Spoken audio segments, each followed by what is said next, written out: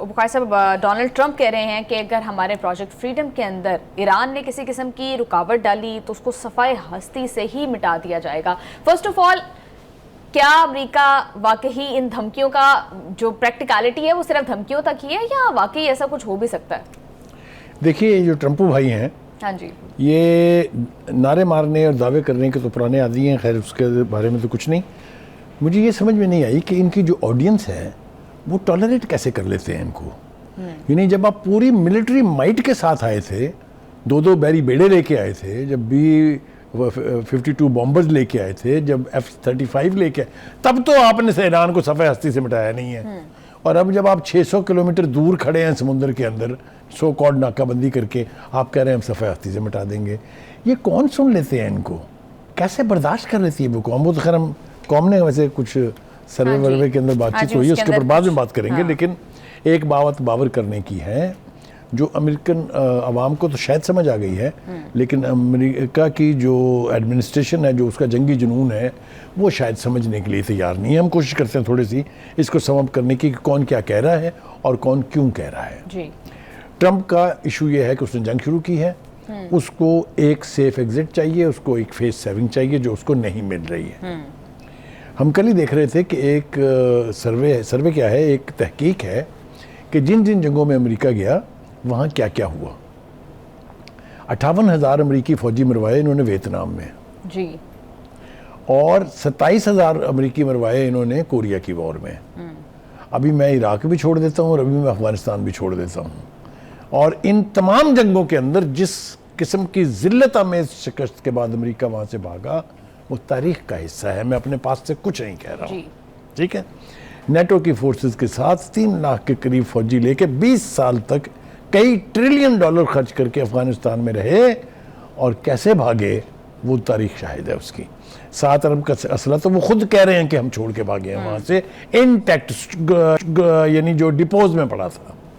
इसी तरह वियतनाम में 10,000 के करीब फौजी आज तक अनअकाउंटेड फॉर हैं, जिन्हें करार दिया गया कि they are missing in action जी। लाशें जो मिली और बॉडी बैग्स जो गए वो अलग है। कहने का मतलब ये है कि आप किसको क्या कह के डरा रहे हैं। ट्रैक रिकॉर्ड आपका ठीक नहीं है।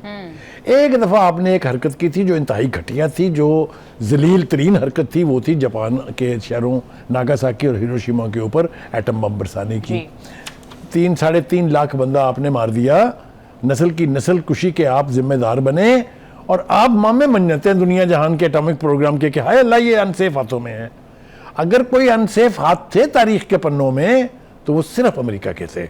इसलिए America has no right to ask anybody और टू डायरेक्ट एनीबडी और टू ऑर्डर एनीबडी कि आपने क्या करना है क्या नहीं करना है। ये मैं आपको कन्विक्शन से कह रहा हूँ एज ए ह्यूमन बीइंग। दूसरी बात ये है कि आबनाए हुर्मुज़ में आप आए हैं लोगों के जहाज़ों को महफूज रास्ता फराम करने की। आप हैं कौन भाई? जिनके जहाज फंसे हुए हैं वो तो नहीं बोले अभी, वो तो चाहते हैं कि इसका कोई एमिकेबल सोल्यूशन हो। आप इसके बहाने से जंग शुरू करने वाले हैं। आपने ही और आपके उस चहीते नाजायज औलाद नेतन्याहू ने ही ये खलीजी रियासतों के ऊपर ड्रोन और मिसाइल बरसा के ईरान के खाते में डाल दिया उनको, ताकि इनकी आपस में लड़ाई हो, कहीं सुलह ना हो जाए। आपने देखा कल भी ईरान ने इसका ये रिजॉल्व किया है कि जो हमारी कंडीशंस हैं उसमें एक ही है कि हम अपने अरब भाइयों के साथ मिलकर बैठेंगे और उनके साथ सिक्योरिटी का एक लाया हमल तय करेंगे। इन सब चीज़ों की डेवलपमेंट की बहुत तकलीफ है अमेरिका को और अमेरिका के सदर को कि अगर इन्होंने अपना निज़ाम बना लिया तो मैं किसे जाता हूँ। मेरा वो जो ख्वाब जो है चाइना के रशिया के करीब तरीब होने का, उसका क्या बनेगा।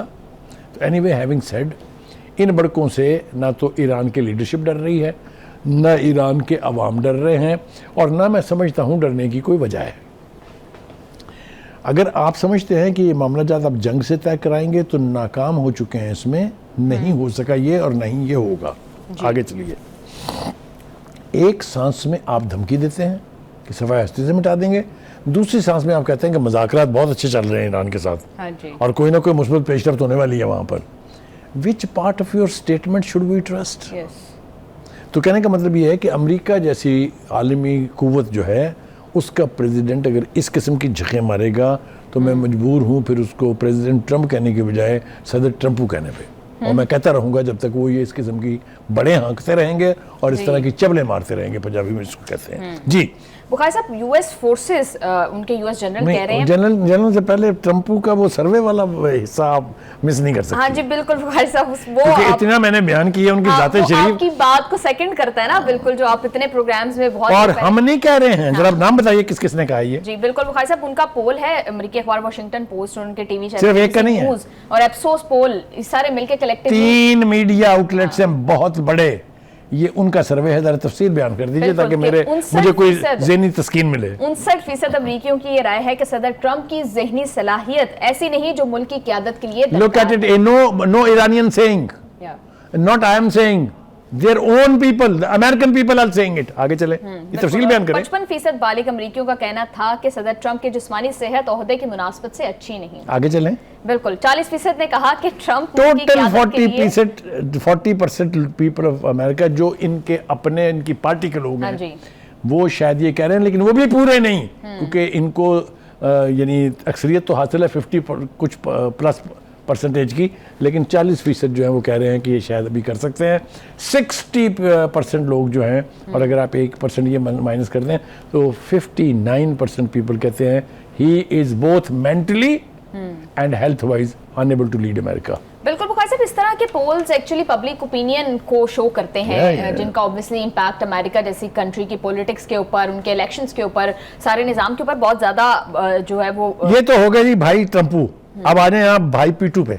वो पीट हेग्जिट जो है वो वजीर पीटू क्या कहते हैं। हाँ जी बुखारी साहब, उन्होंने भी बात की। उन्होंने फर्स्ट ऑफ ऑल ट्रंप तो कह रहे हैं कि हमारा कोई जो है वो ईरान को इनफैक्ट वो धमकियां दे रहे हैं, लेकिन पीट हेग्सेथ की जुबान के अंदर नरमी भी नजर आ रही थी, लहजे में कुछ वो तो ये कह रहे हैं कि ईरान के साथ हम ओवर्टली और क्वाइटली जो है वो कम्युनिकेट भी कर रहे हैं। वो कह रहे हैं हम जंग भी नहीं करना चाहते हैं ईरान के साथ।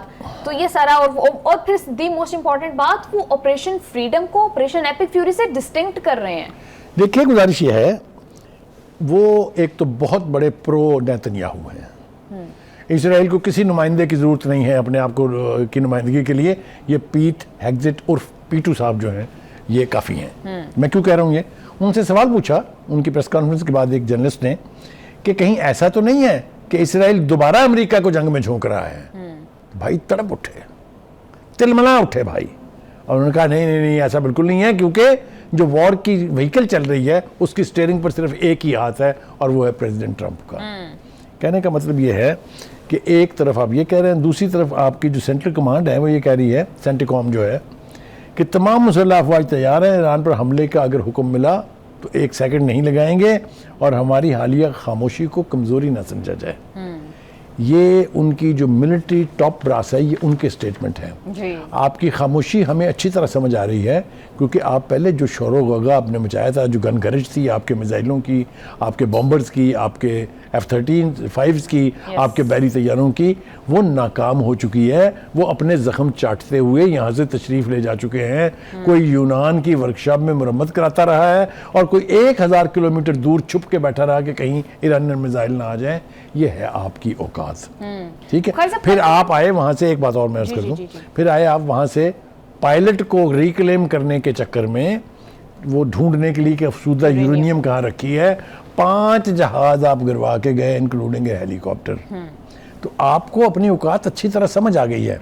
फिर मुझे ये बताइए, क्या ये नहीं लगता था कि आज अभी किसी वक्त लम्हे पैराट्रूपर्स उतरने शुरू हो जाएंगे, 1 लैंड फोर्सेज, याद है आपको? 11,000 वहां से आ गए, 2,000 वहां से आ गए, 4,000 वहां से आ गए, बस ये गए सो गए और जजीरा खर्ज जो है वो कब्जे में आया तो आया। तो क्या हुआ?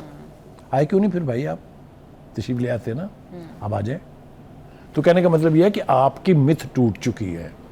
आपकी मिलिट्री माइट ने एक मुल्क सिंगल वो आपके सामने खड़ा हुआ है और उसने आपको कहा है गुड नोइंग यू, एथिकली हो जाओ। हाँ जी। और आपको वहां खड़ा होना पड़ेगा। जी बुखारी साहब बिल्कुल ठीक कह रहे हैं। भाई साहब कल भी हम इस बात का तस्करा कर रहे थे, आज तो पीट हेग्सेथ ने बजाते खुद कह दिया है कि अमरीकी बहरिया को किसी भी सूरत ईरानी समुद्र की हदूद में जाने की जरूरत नहीं है, अपने हरमुज में जाने की जरूरत नहीं है, क्योंकि ईरान ने कहा कि आके देखो ना जरा, ट्राई करो ना आने की जरा।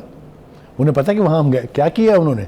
एक जहाज घुसेड़ने की कोशिश की थी कल उन्होंने, उसी के ऊपर तो 2 मिसाइल गए थे और फिर भाग लिए।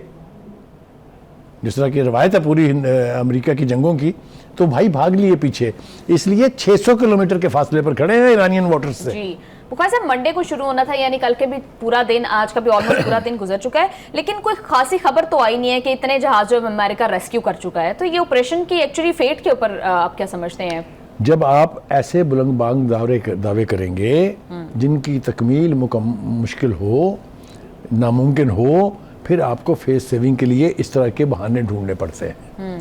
देखिए, अमेरिकी नेवी को आबना हुर्मस में करीब ईरानियंस नहीं आने देंगे, ये तयशुदा है, ये उनको मालूम है।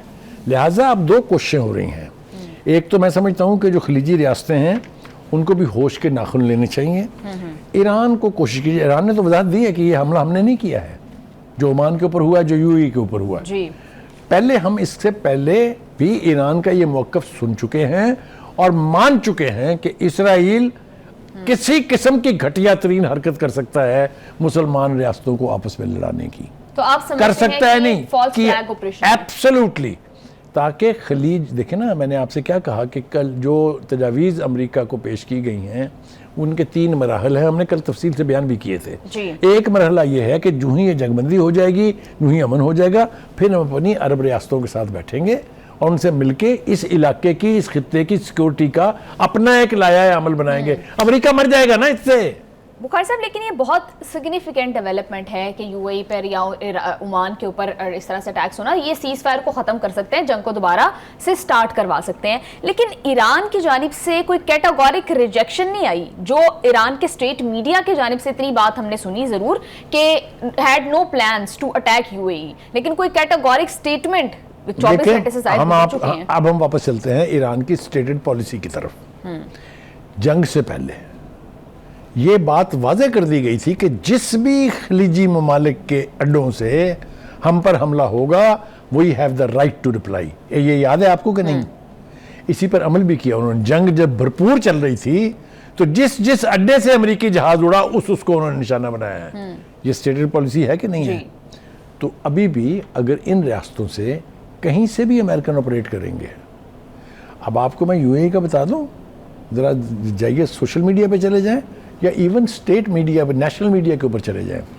अमेरिका रीइंफोर्स कर रहा है अपने आप को यूएई में, 4000 से ज़्यादा फौजी भेज चुका है, जहाज़ों की वहाँ लाइन लगी हुई है, बिला वजह नहीं है।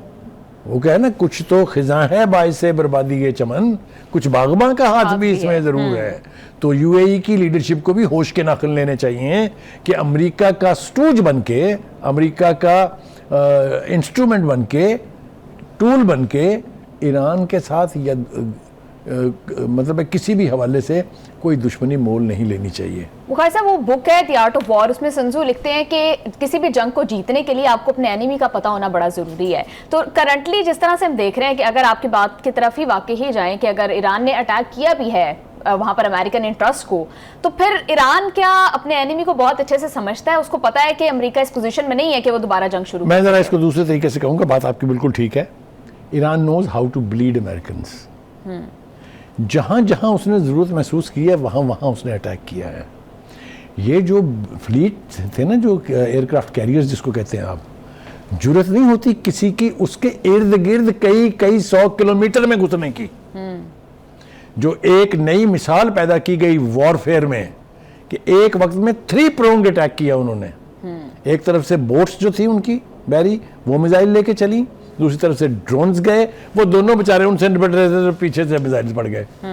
तो कहने का मतलब ये है कि ईरान ने ये स्ट्रेटजी बना रखी है कि किस हद तक अमेरिका आएगा और किस हद तक उसे जाना है। इसराइल के वो चूं बोलने वाले वो किधर हैं, वो नेतन्याहू जो बैठे हैं ना, इसलिए कि उसने देख लिया कि ईरान के साथ अगर जंग मुझे लड़नी पड़ी तो मेरा हशर क्या होगा। बिल्कुल। बुखारी साहब, अमेरिका और खलीजी ममालिक मिलकर एक यूएन की करारदाद भी तैयार कर रहे हैं अपना हरमुज के ऊपर, और वो कोशिश कर रहे हैं कि ईरान वहाँ पर बारूदी सुरंगें जो बिछाई गई हैं उनको ईरान साफ करे, ईरान वहाँ से टोल ना ले, मतलब ओवरऑल जिस तरह से प्री वॉर कंडीशन के ऊपर अपना हरमुज। देखिए, यूनाइटेड नेशन की बैटल अब बिल्कुल क्लियर है। ना ही तो इसराइल के खिलाफ कोई रेजोल्यूशन पास होने दी है अमेरिका ने, और ना ही ईरान के खिलाफ कोई रेजोल्यूशन पास होने देगा चाइना और रशिया। ये मंजरनामा हम देख चुके हैं। लिहाजा वो जिस किस्म की भी, वो ज़ाहिर है वो अमेरिका ने स्पॉन्सर कराई है, अमेरिका ने ही वो ड्राफ्ट कराई होगी, अमेरिका ने ही अपने ज़ेर असर मुल्कों को कहा होगा कि आप इनिशिएट करें इसको। लेकिन सिक्योरिटी काउंसिल में अब वो अमेरिका का जो अंधाधुंध असर रसूख था वो दौर ख़त्म हो गया है। इसलिए ये हो रही है तो होने दें, इसको देखते हैं इसका कोई सिग्निफिकेंट इम्पैक्ट आज तक किसी यूनाइटेड नेशंस की सिक्योरिटी काउंसिल की रेजोल्यूशन पर अमल हुआ? बात तो आप बिल्कुल ठीक कह रहे हैं, बिल्कुल। मुखर्जी साहब, प्रोजेक्ट फ्रीडम के ऊपर कल डोनाल्ड ट्रंप ने जो ट्वीट की थी उसके अंदर उन्होंने साउथ कोरिया को भी शामिल करने की बात की। उन्होंने कहा कि साउथ कोरियन शिप को निशाना बनाया गया है, तो now the time has come कि जब साउथ कोरिया को भी इसमें शामिल हो जाना चाहिए। और खबर आ रही है कि साउथ कोरिया इसमें शामिल होने पर गौर देखिए, साउथ कोरिया अमेरिका का पुराना एलाई है। साउथ कोरिया की जो जंग थी, मैं अभी आपको उसका नक्शा बता चुका हूँ क्या हुआ था वहाँ। तो उसको तो जो अमेरिका साहब डिक्टेट कराएंगे वो उसके मुताबिक चलेंगे, बन जाएंगे हिस्सा। सो व्हाट, तो क्या होगा? उसके पास इतनी कोई कुव्वत नहीं है कि वो वहाँ से चले और आके आबनाए हुर्मस के अंदर अपने आप को डिफेंड करे। अमेरिका उसको यूज़ करेगा कि देखें जी, साउथ कोरिया जो है वो भी हमारे साथ है। कोई सिग्निफिकेंट इम्पैक्ट इसका ग्राउंड सिचुएशन के ऊपर पड़ने नहीं जा रहा है। लेकिन मुखर्जी साहब, आपको नहीं लगता कि फिर जनूबी कोरिया के भी स्टेक्स आ जाएंगे इसके अंदर? देखिए, स्टेक तो इस वक्त उन सब के हैं जो एलाइज हैं अमेरिका के, जो बाकी रह गए, जो बाकी रह गए हैं। जंग अपनी बदतरीन सूरत में हो चुकी है जी, इससे बदसूरत नहीं हो सकती। दूसरे लफ्जों में मैं कहूंगा कि full fledged war against Iran लड़ी जा चुकी है, नहीं जीती जा सकी। ये रियलिटी है। अब आप ये इधर उधर के पंगे पुंगे कुछ लोग मनाम के जो मर्जी कर लें, you can not conquer Iran. ये रिकॉर्ड की बात है, ये साबितशुदा बात है, ये दुनिया ने मान ली है। तो कहने का मतलब ये कि साउथ कोरिया और no South Korea, it doesn't matter, it's America basically, and it's America only because this Hegseth guy is a Netanyahu's guy. इन दोनों ने मिलके वो एप्स्टीन की फाइल्स जो हैं वो बगलों में दबाई हुई हैं। जो ही ट्रंप सामने आता है वो हल्के से हाथ खोलते हैं, साथ ही ट्रंप सा फारग। बिल्कुल। बुखारी साहब, यूएई की तरफ से बयान आ रहा है, वो कह रहे हैं कि हम जो है वो हमले का जो यहाँ पर किया गया ईरान की जानिब से उसका हक, जवाब देने का हक रखते हैं। देखिए, बिल्कुल वो हक रखते हैं अगर वो हमला ईरान ने किया है, और अगर वो हमला ईरान ने बिला वजह किया है। देखिए, मैं आपको कह चुका हूँ कि स्टेटेड पोजीशन ये है कि अगर आपके एयर बेसिस इस्तेमाल होंगे, अगर आपकी सरजमीन इस्तेमाल होगी हमारे खिलाफ, हम नहीं छोड़ेंगे आपको। ये तो वो पहले कह चुके हैं। और बुखारी साहब, सऊदी अरब की जानिब से भी हिमायत की गई है यूएई की, तो जो एक हमने भी की है भाई। हमारे यहाँ से भी कंडम किया गया इस अटैक को। हमने इससे पहले भी कंडम किया था, इसलिए कि हमारे ताल्लुकात हैं उनके साथ। लेकिन वो यूएई किसी का है कि नहीं है, ये अभी तय होना बाकी है। लेकिन पाकिस्तान ने कैटेगोरिक इल्जाम हाँ, हमारी मजबूरियां ना। लेकिन सऊदी अरब ने तो डायरेक्टली कहा हमारी मजबूरियां है ना, कहने को नहीं दे रही मुझे। हाँ जी, हमारी मजबूरियां है ना, हमारे बड़े स्टेक्स हैं वहां पर। जी, किन किन के हैं वो ये जिक्र किसी और दिन के लिए उठा। ठीक है बुखारी साहब, आप ठीक कह रहे हैं।